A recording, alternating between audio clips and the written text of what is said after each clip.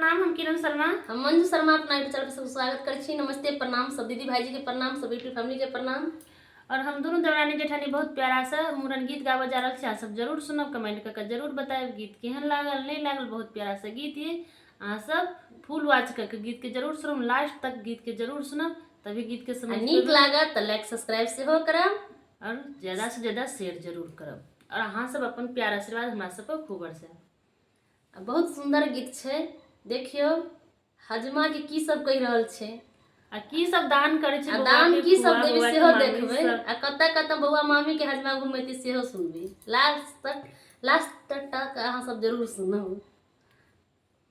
लौआ रे बौआ छै बड़ दुलारू, कैंची धीरे से चलबी है ना।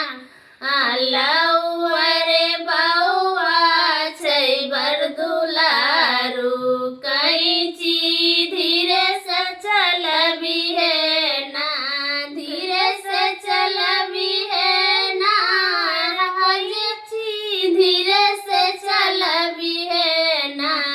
लौआ रे बौआ छै बड़ दुलारू, कैंची धीरे से चलबी है ना।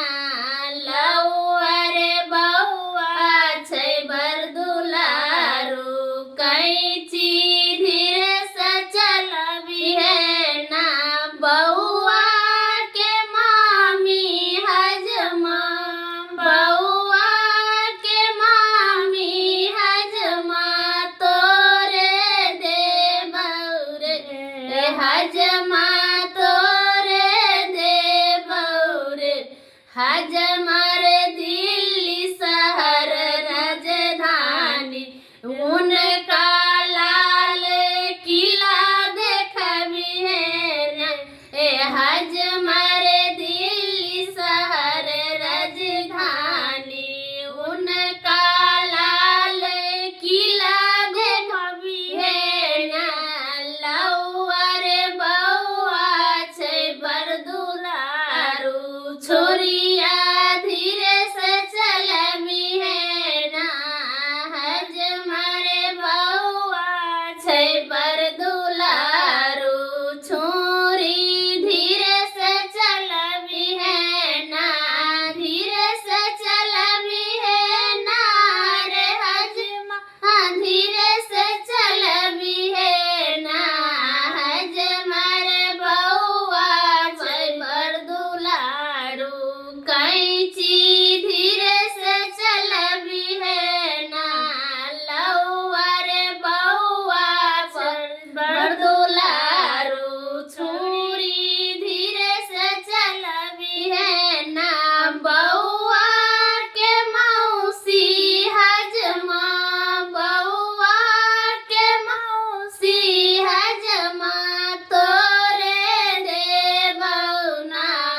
लौआ रे बौआ छै बड़ दुलारू, बौआ के मौसी हजमा, बौआ के मौसी हजमा तोरे देबौ ना। हजमा रे दिल्ली शहर राजधानी, ओकर इंडिया गेट घुमबी है ना।